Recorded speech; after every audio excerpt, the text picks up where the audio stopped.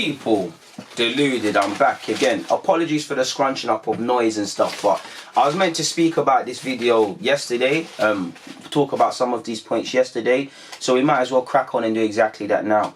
Firstly, I'd like to speak about the people around Arteta, or just specifically Stuivenberg, former Dutch under-17s championship winner, done his thing with Louis van Gaal. I think he's been in the Wales setup, he's been at finals setup, wealth of experience, especially with young players and understanding them.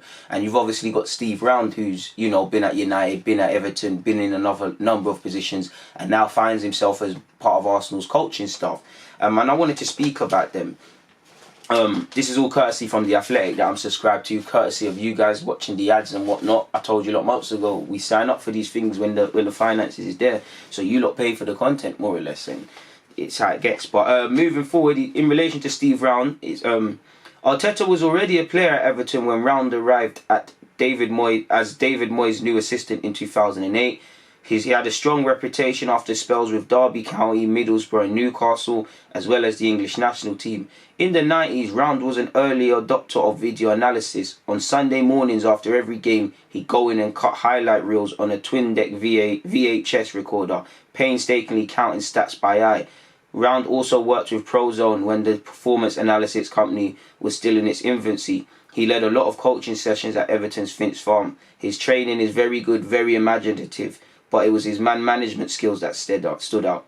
He was quite friendly with the players. He was the good cop type. Whether he's always the good cop or not, I don't know, but at Everton he had to be, because Moyes was the bad cop. I think in management styles, you've always got to get the balance right, and he was the positive counter to Moyes. That was Leon Osman, and that's what you want to hear. You hear Lundberg's around, obviously on match days he's not, but you hear Arteta is very firm but fair. He loves the players, he rides for the players, but when it's time to work, it's important to have people similar but different personalities around you. Obviously, the thing that I take away from that is video analysis. He's an early adopter of it. He was one of them banging it out already. In modern games, you don't know how much technology is advanced, so you can imagine, you know, what additional responsibilities does he have? Does he lead some coaching sessions in place of Arteta or in conjunction with him, and then go and do the video analysis and pull players side to side? Because you look at, you know, I don't know, Saka and Martinelli, seeing, I don't know, what runs they've made in a game, how they can combine together. Will them to be pulled out from the main training session and they do a little thing with Round or people like this? I don't know, but I'm keen to hear that we're surrounded by people like this, people.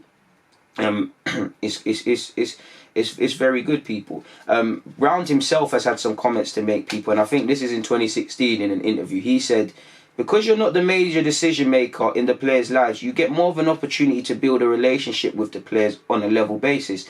There's of course more to it than that.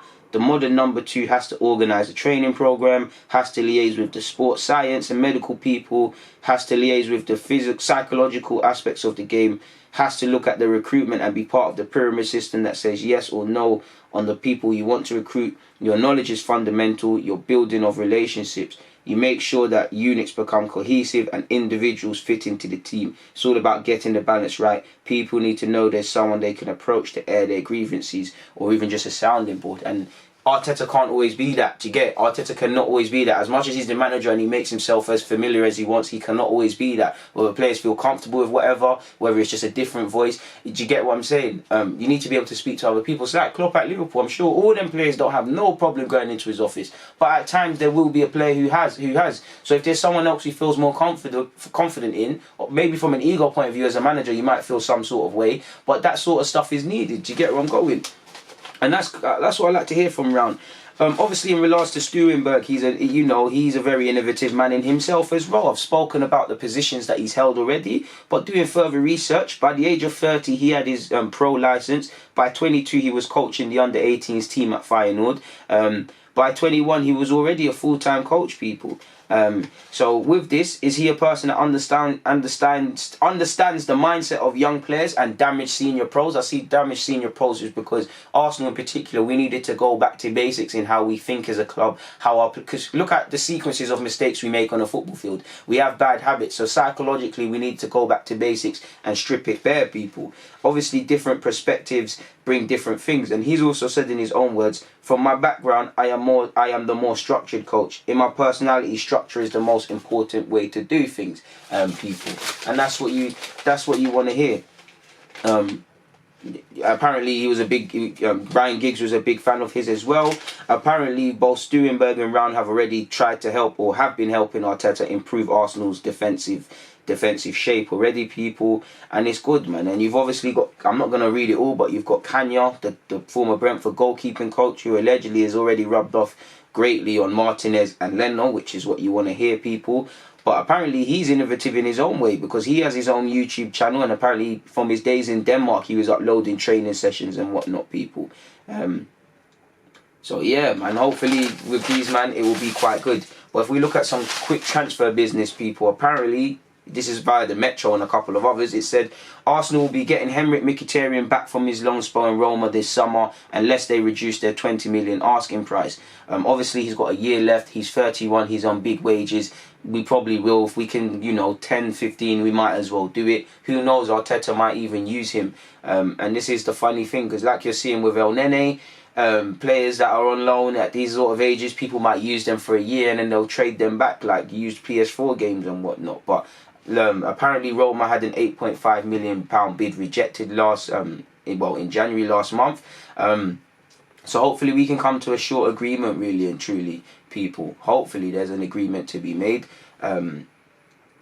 Let's go further down. Apparently in relation to, apparently Barcelona are trying to move for Lucas Perez, really, so that would be quite the come up.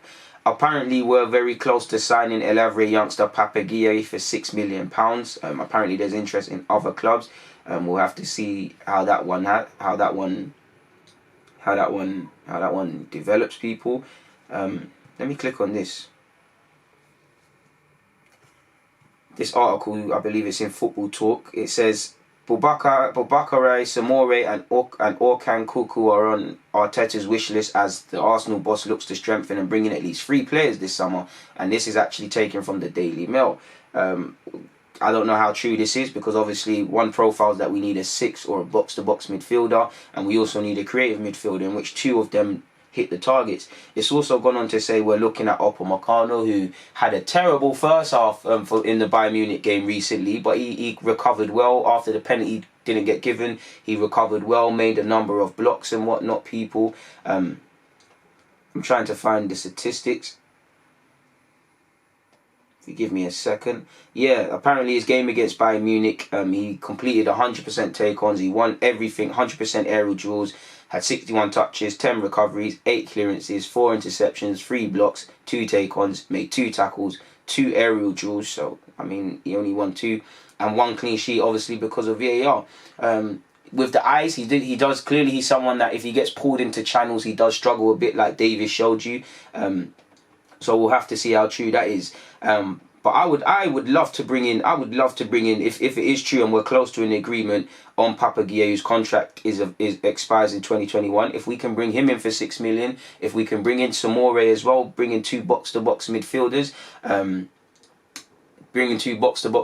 I'll be all up for that. We've also been linked with James Maddison, Kozawa, Nathan Ake, Joe Rondon, Gabriel from Lyon, Upamecano. Apparently we're looking at Glenn Kamara and Pedrinho, a young Brazilian winger player that I've seen play for Brazil's youth before. I don't know if he's of the level immediately to make a difference in the Prem. Personally, I know we won't bring in. If I had my way, people, I believe we should go for Aouar from Lyon. He seems to be destined for City and clubs like that, but maybe his stock is of the lowest it's potentially been for a few seasons. Again, I don't know if you want to give Lacazette back and then put some P's on that, but I think he's someone we should go for, people. Obviously, I want Lacazette to stay on a serious note, but I mean, 50 million or so, that should be something to at least get in the room for him, because he can play as a deep line, he can play in the 10. He's different, but he's a similar player to Maddison in that you want him to get goals and assists of sorts. Maddison is costing 100 million. We ain't got peas for that. We've been linked with Mohamed Mkhitaryan, the PSV youngster. He's going to be a bad boy footballer. And I've been saying, it doesn't matter if it's Onavar, if it's Mkhitaryan, if it's Ryan Cherhy of Lyon. You've got to get one of these 3 players in, as well as Jude Bellingham, because these 4 players are going to the top, really and truly. I mean, if we could get Samore Gueye, if we could get one of Samore or Papa Gueye as well as Aouar, and then go for a player that can make the difference, I'd be all up for that. But I don't think we're going to move for any of these targets, or can move for any of these targets within reason, until we get some clarity over the whole squad, because there's a lot of man contracts are out. There's a lot of talk of players leaving. We're going to have to sort it out, and it is going to be a big summer. We always say this, but it's going to be a big summer for Arteta as well, because he needs to go into pre-season with the right tools. But by the same logic, the board have to pull it out. They need to make the tough decisions, particularly on Lacazette, who's expires in 2022. Contract expiring in 2021, Aubameyang, and the rest of it, people. So we're going to have to see what exactly happens in that regards. But for now, there's nothing more for me to add or make videos about, so I'm not going to bore you with any more waffling and whatnot. You lot, since I've hit 19,000 subscribers, obviously I have to praise you lot each and every time. You lot give me the strength to continue. You lot's support and the way you view my stuff and the positive comments means the world, people, man. It really makes me motivated to go for my goals this year, and I've got to big you lot up, man. And whoever you are, wherever you are, big up yourself, man. It means a lot. Make sure you check out the rest of my content. Make sure you hit the like and subscribe button. Make sure you comment your opinions if you've got any. I know some of you watch more football than me. What centre halves do you want to sign, people? Let me know, man, so I can do my own little research, because I don't know everything about footballers. You lot put me onto a lot of ballers. You know how many times someone has said, "Yo, DG, have you seen this kid?" I'm like, nah. Done my little research. Like, nah. Hey, you the username. You know how to look at players still, car. You put me onto these players. I'm not no encyclopedia. I'm just someone who loves ball. But sadly, I have a 9 to 5. I wish I could do YouTube full time, but me can't. So videos have to make, but I need to go and get on train. So on that note, DG, I'm out. God bless. Boom, bap.